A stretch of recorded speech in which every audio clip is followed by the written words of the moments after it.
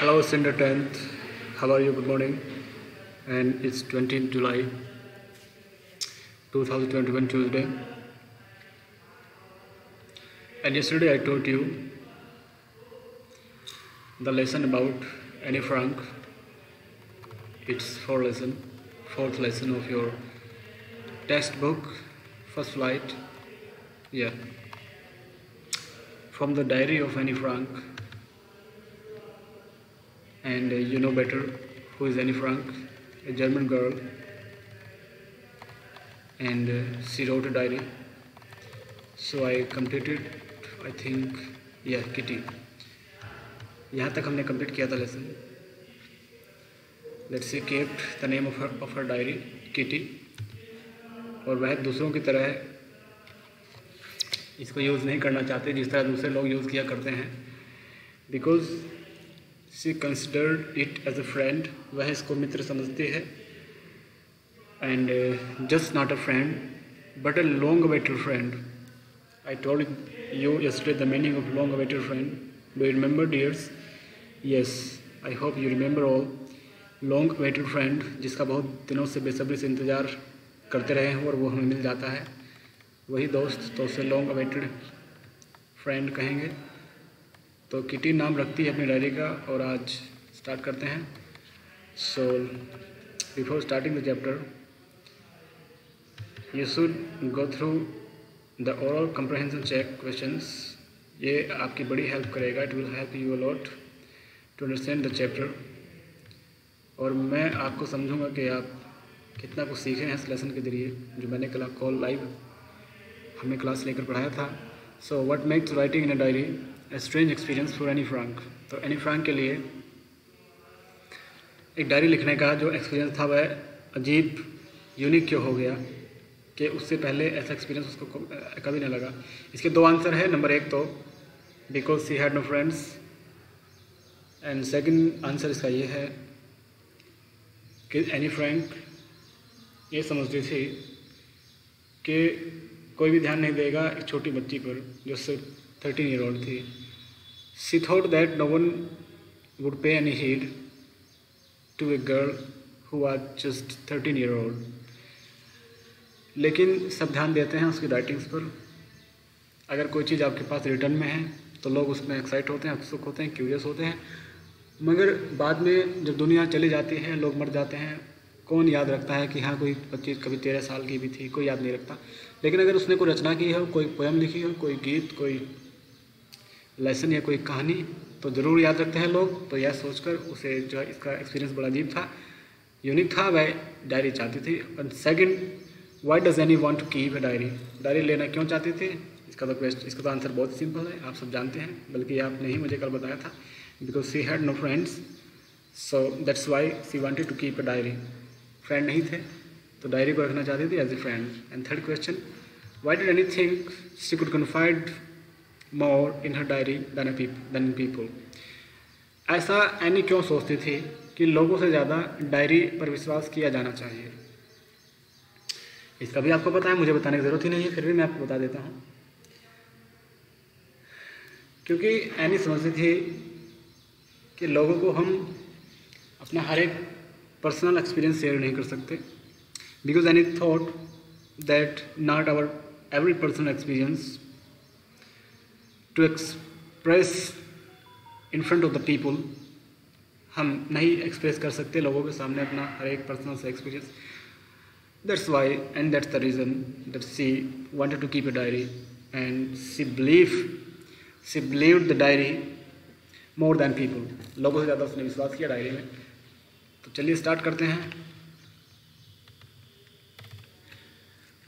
Since no one would understand a word of my stories to Kitty, if I were to plunge right in, I would better provide a brief sketch of my life, much as I dislike doing so. Any Frank का कहना है और इसका सोचना है कि यदि मैं जल्दबाजी करूँगी, है ना, if I were to plunge right in, ठीक, अभी प्लंज राइट इन यानी एकदम से डुबकी लगा देना किसी चीज़ में, एकदम से घुस जाना किसी कार्य में. यदि मैं इतनी जल्दबाजी करूँगी अपनी डायरी लिखने में तो कोई भी मेरा विश्वास नहीं करेगा, कोई भी मेरी बात को नहीं समझेगा. यहाँ तक कि no one would understand a word of my stories to Kitty. कोई एक शब्द तक नहीं समझेगा मेरी इस किटी का। सो मुझे अपना एक brief sketch of my life, मेरी ज़िंदगी का एक संक्षेप में यानी छोटा करके अपनी स्टोरी को लिखना है। सो ऐसा करना, उसको वह डिसलाइक करती थी। अगर वह जल्दबाजी करेगी तो उसे बुरा लगेगा, डिसलाइक करेगी इस चीज़ को। तो वह जल्दबाजी नहीं करनी चाहती किसी भी किस्म की, सिंपल लैंग्वेज में बहुत सोच समझकर एक ब्रीफ स्केच अपनी लाइफ का उसमें लिखना चाहती है। तो ऐसा कहकर वह स्टार्ट करती है लिखना उसमें। My father, the most adorable father I ever seen, didn't marry my mother until he was 36 and she was 25। Marry, ये एनी फ्रैंक बताती हैं, मेरे फादर दुनिया के सबसे ज़्यादा एडोरेबल, सबसे ज़्यादा प्यारे स्नेहमयी फादर है, सबसे ज़्यादा अच्छे पिता हैं जितने मैंने आज तक फादर देखे हैं। Father I have ever seen, यानी जितने फादर मैंने आज तक देखे हैं उन सब में सबसे अच्छे मेरे फादर हैं। और उन्होंने मेरी माता से 36 साल की उम्र तक शादी नहीं की। जब तक मेरे फादर 36 ईयर ओल्ड नहीं हो गए तब तक उन्होंने मेरी मदर से शादी नहीं की। और मेरी मदर जो है 25 ईयर्स ओल्ड थी, 25 साल की माँ थी, 36 साल के पिता थे। My sister Margot was born in Frankfurt in Germany 1926। मेरी सिस्टर जिसका नाम था मार्गोट फ्रैंक, कल बताया था ना, यहाँ याद रखना है। मेरी बहन मार्गोट फ्रैंक जो जर्मनी के एक शहर फ्रैंकफर्ट में 1926 में जन्मी थी। आई वॉज बोर्न ऑन 12 जून 1929। मेरा जन्म जून के 1929 में हुआ था, 1929 के जून में हुआ था। कौन से जून को? 12वें जून को। I lived in Frankfurt until I was 4। मैं जब तक 4 साल की हुई हम लोग फ्रैंकफर्ट में ही रहे। ये आपको अंडरलाइन कर लेना है, ये यहाँ पे इनका जन्म हुआ था एनी फ्रैंक का। फ्रैंकफर्ट आ जाता है कि where was Anne Frank born. 4 option आपको दे देंगे, उसमें 4 शहरों के नाम लिख देंगे, है ना। जैसे जर्मनी के शहर हैं, म्यूनिख है, ज्यूरिख है और फ्रैंकफर्ट है और अल्म है, बहुत सारे शहर हैं जर्मनी के। तो वो 4 शहरों के आपके नाम लिख देंगे और पूछेंगे कि where was she born, where was Anne Frank born. तो आपको बताना है इन फ्रैंकफर्ट। ओके, आपको इसी पर निशान लगा देना है, टिक कर देना है। तो जब तक ये 4 साल की हुई वहीं पर रही। माई फादर एमिग्रेटेड टू हॉलैंड इन 1933। मेरे पिता 1933 में कहाँ पर एमिग्रेट हो गए? हॉलैंड में। एमिग्रेट यानी वेंट, चले गए, जाकर बस गए, है ना, डिपार्ट, चले गए। तो मेरे पिता 1933 में हॉलैंड चले गए। It is a country, you know, Holland. My mother Edith Hollander Frank. Mother का नाम बेटा झट से अंडरलाइन कर लीजिएगा, है ना, एडिथ होलैंडर फ्रांक। मेरी मदर जिनका नाम था Edith Hollander Frank went with him to Holland in September while Margot and I were sent to Aachen to stay with our grandmother। मेरी माता भी मेरे फादर के साथ उनके बाद हॉलैंड चली गई सितंबर में। और मैं और मॉर्गोट कौन थी? एनी फ्रैंक की बहन थी। तो एनी फ्रैंक और मॉर्गोट ये कहाँ भेज दिए गए? ये आकेन, इस सिटी में भेज दिए गए। आकेन में किसके साथ स्टे करने के लिए, किसके साथ रहने के लिए? अपनी ग्रैंड मदर के साथ रहने के लिए। तो दोनों बेटियां अपनी ग्रैंड मदर के पास चली गई और मदर और फादर यानी पेरेंट्स कहाँ चले गए? हॉलैंड में।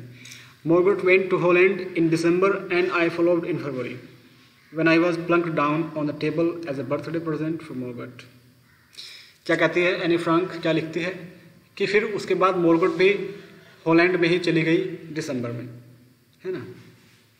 सितंबर में मदर गई और फिर 3 महीने बाद दिसंबर में मॉर्गोट भी चली गई। अब बची कौन अकेली? कौन बची? Anne Frank. Very good. फिर वह भी फरवरी में चली गई, नेक्स्ट ईयर यानी दिसंबर के बाद फरवरी, करीब दो महीने बाद फिर एनी फ्रैंक भी चली गई। When I was plunked down it is a informal word. ये देखिए informal word, put down in a casual way, डाल देना, आगे फेंक देना। तो ये एक इनफॉर्मल शब्द है, जैसे हम अपने सिंपल भाषा में बात करते हैं। तो ये कहते हैं कि मुझे जब मेरी बहन का बर्थडे था फरवरी में, तो उसकी टेबल पर मुझे एज ए बर्थडे गिफ्ट मुझे वहाँ पर रख दिया गया, ले जाकर उसकी टेबल पर रख दिया गया।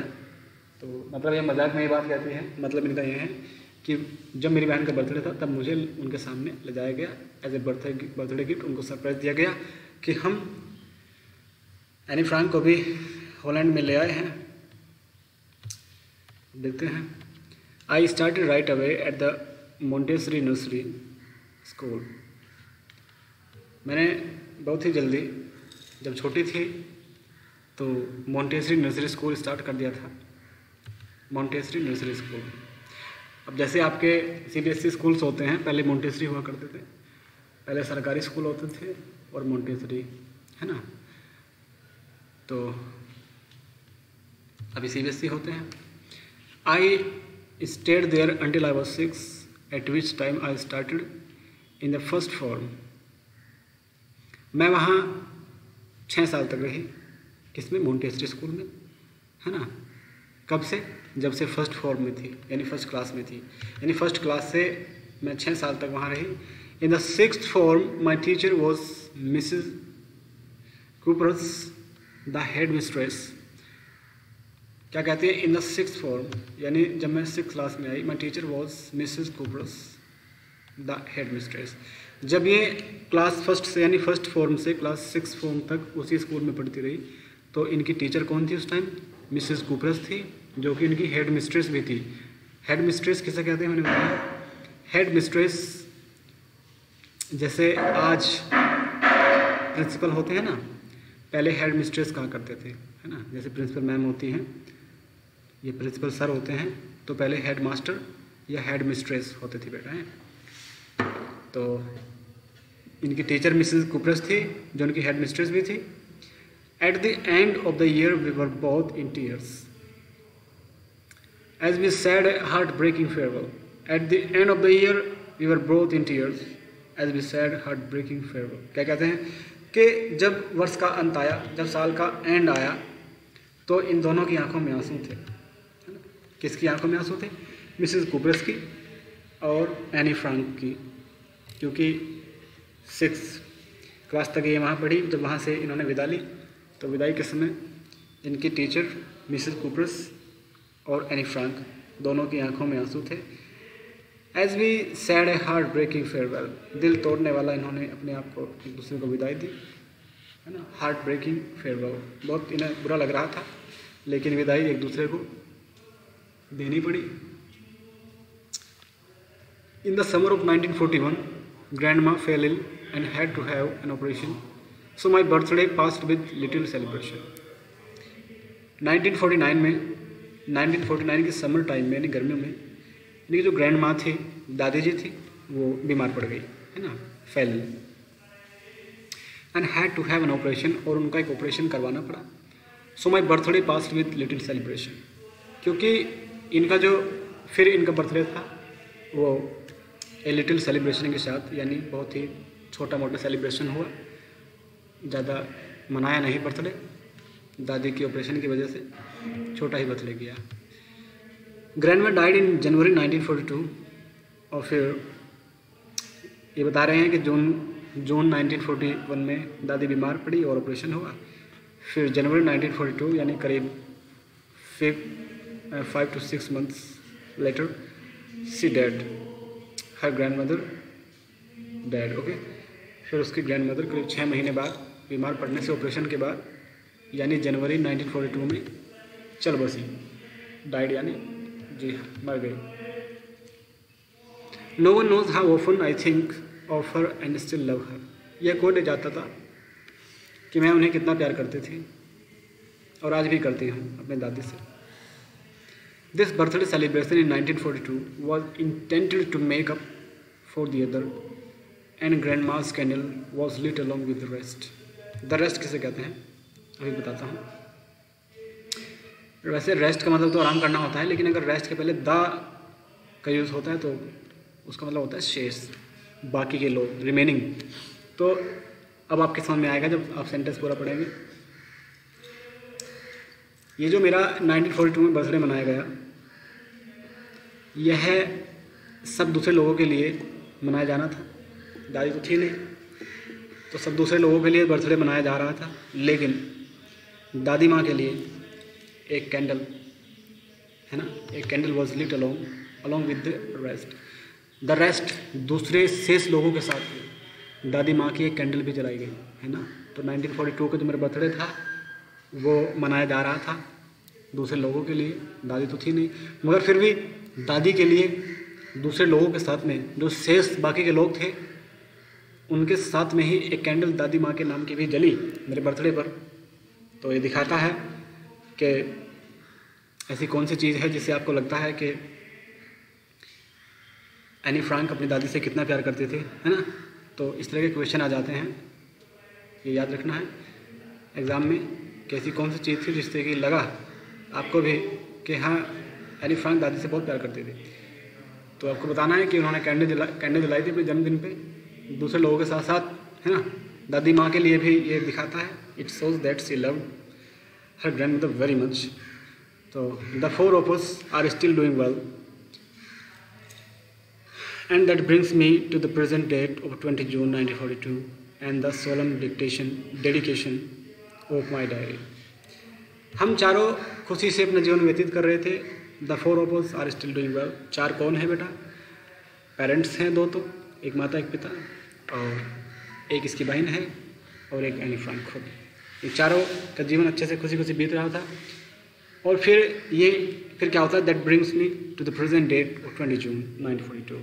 और फिर आज ऐसा ठीक ठाक जीवन बिताते हुए आज की तिथि आती है, आज की डेट 1942 आती है और एक सोलम डेडिकेशन ऑफ माई डायरी, मेरी डायरी के लिए गंभीर समर्पण आता है। मैं पूरी गंभीर रूप से सोलमली यानी गंभीर यानी सीरियसली डायरी को लेकर बड़ी ही डेडिकेटेड होती हूँ, सब कुछ समर्पित हो जाता है मेरी डायरी को ही। आप ये जो 20 जून 1942 देखते हैं इतनी इम्पोर्टेंट क्यों है, उसके पहले चेक कर लेते हैं। Before it you should have to check your comprehension question answers. So बेटा चेक कर लेते हैं। तो why does Anne provide a brief sketch of her life. Anne अपनी ज़िंदगी का एक ब्रीफ स्केच क्यों प्रोवाइड कराना चाहती थी, क्यों प्रोवाइड कराती है? मतलब अपनी ज़िंदगी का एक छोटा सा, अपनी ज़िंदगी की जो उसकी स्टोरी है वो संक्षेप में, है ना, वो ब्रीफ में क्यों प्रोवाइड कराना चाहती है, या एक डायरी लिखने से पहले अपने बारे में क्यों बताना चाहती है, ये आपको बताना है। जैसा कि इस लेसन के स्टार्टिंग में हमने कहते हुए स्टार्ट किया था, क्योंकि कोई उत्सुक नहीं होता पढ़ने में, है ना।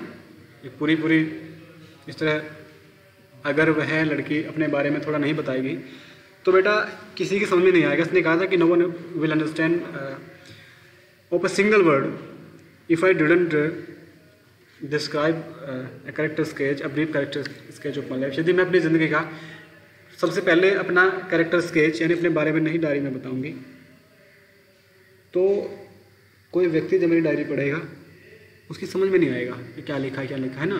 तो पहले कोई अपनी डायरी लिखता है तो खुद के बारे में बताना होता है ना, कि मैं ये हूँ, मैं इतने साल की हूँ, मेरी दादी से इतना प्यार करती हूँ, मेरी बहन है, मेरे पिता है, ये इतने साल की मैं हो गई, आज मैं यहाँ स्कूल में पढ़ी। तो ये बताना बहुत ज़रूरी है। तो इसका आंसर है वो स्टार्टिंग में ही है, if she hadn't provide a character sketch of her life no one will understand it what she will be writing further, कि वह आगे क्या लिख रही होगी इसके बारे में कोई भी व्यक्ति, किसी को कुछ भी समझ में नहीं आता, है ना। That's why she wanted to provide a brief sketch about her life. इसीलिए वह अपनी ज़िंदगी के बारे में एक ब्रीफ स्केच देना चाहती थी।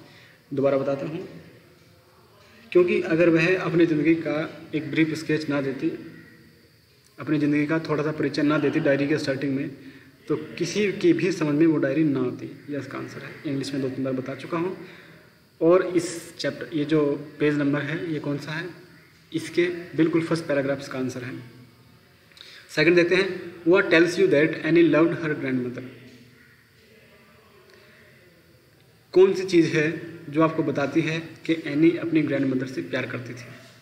तो ऐसा तो मैंने भी अभी आपको बताया था कि इस तरह क्वेश्चन आ जाए। देखो आ गया ना बेटा। तो आप बताइएगा कि ऐसी कौन सी चीज़ है जिससे आपको भी लगता है कि एनी अपनी दादी से प्यार करती थी। तो here is the answer, candle. Okay, candle ही मत लिख देना, एग्ज़ाम में पूरा लिखना पड़ेगा। तो as all of us know that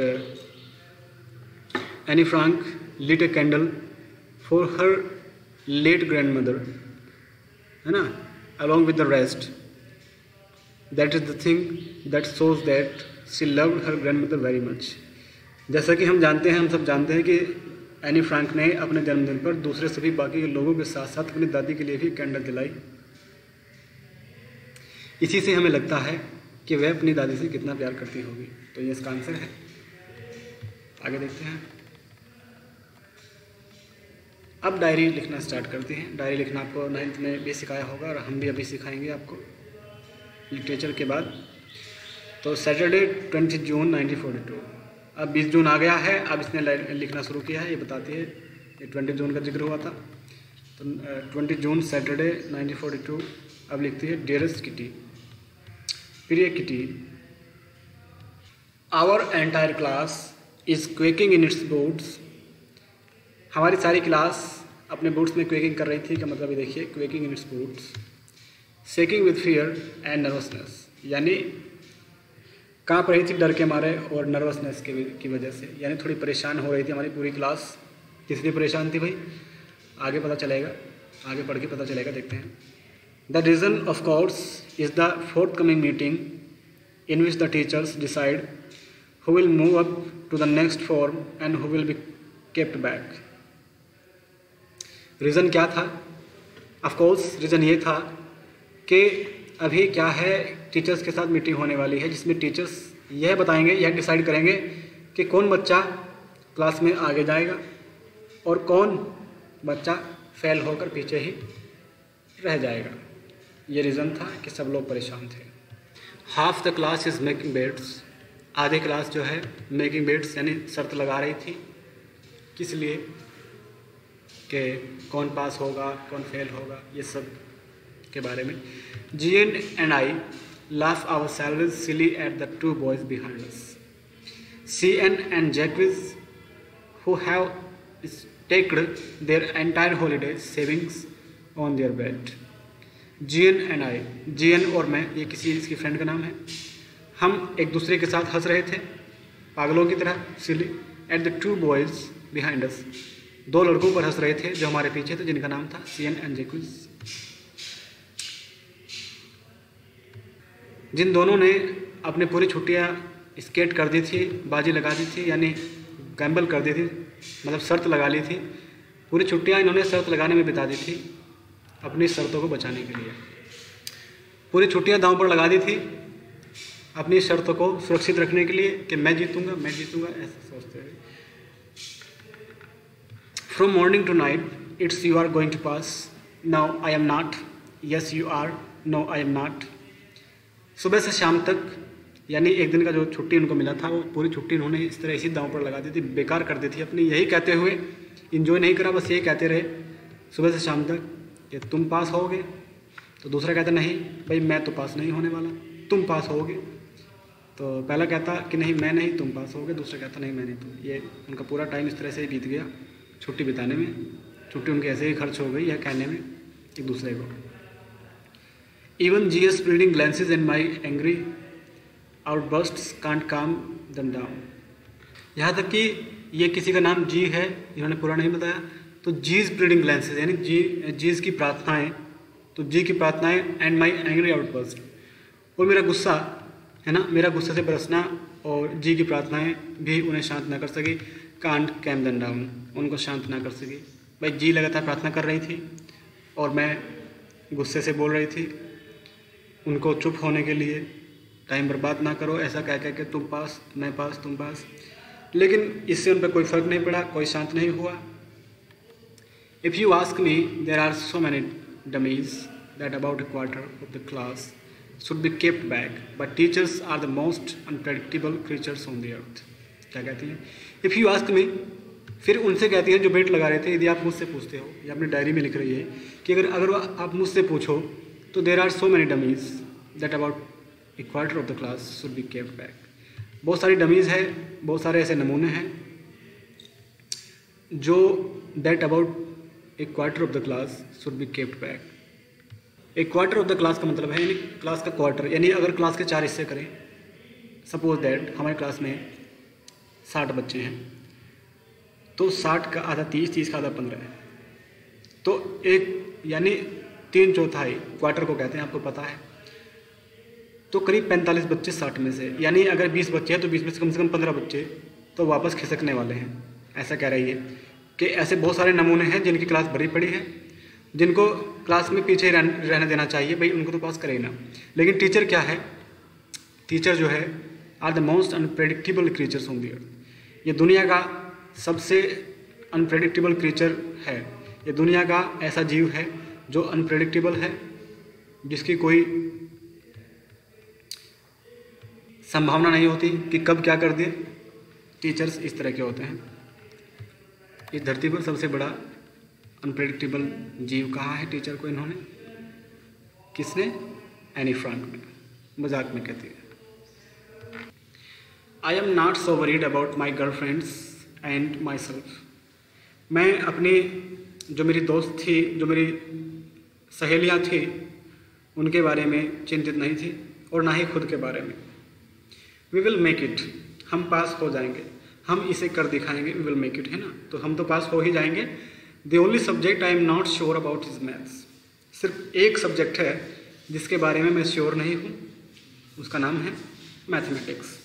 anyway all we can do is wait. खैर एनीवे कोई बात नहीं, हम क्या कर सकते हैं, सिर्फ इंतज़ार। Until then we keep telling each other not to lose heart. तब तक हम एक दूसरे को यही कहते रहे कि घबराओ नहीं, है ना, नॉट टू लूज हार्ट। दिल छोटा मत करो, दिल थोड़ा मत करो, कोई बात नहीं, पास हो जाओगे। यही एक दूसरे को हम कहना जारी रखा और देखते हैं आगे। I get along pretty well with all my teachers. ये लड़की पास हो गई और अपने सारे टीचर्स के साथ में आगे बढ़ी, नई क्लास में आ गई। There are 9 of them, 7 men and 2 women।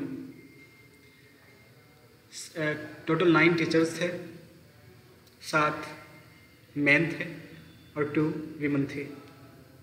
Mister Keesing, the old fogey who teaches maths, was annoyed with me for ages because I talked so much।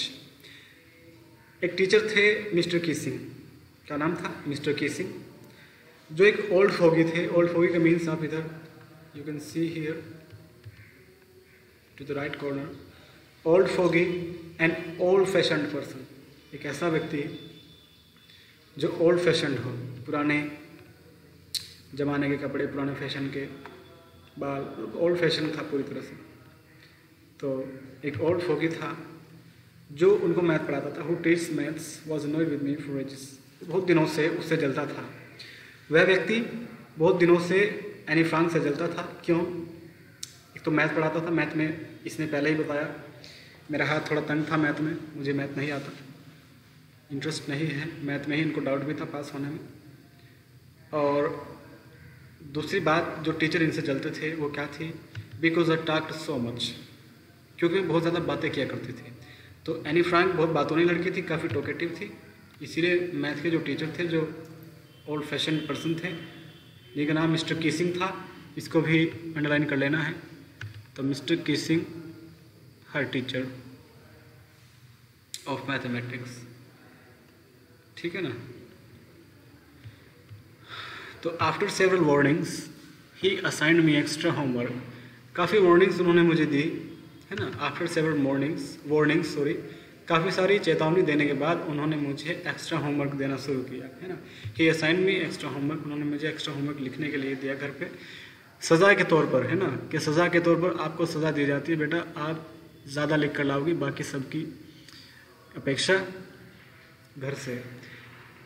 N essay on the subject a chatter box, एक ऐसे दिया था उन्होंने उसको लिखने के लिए, किस पर?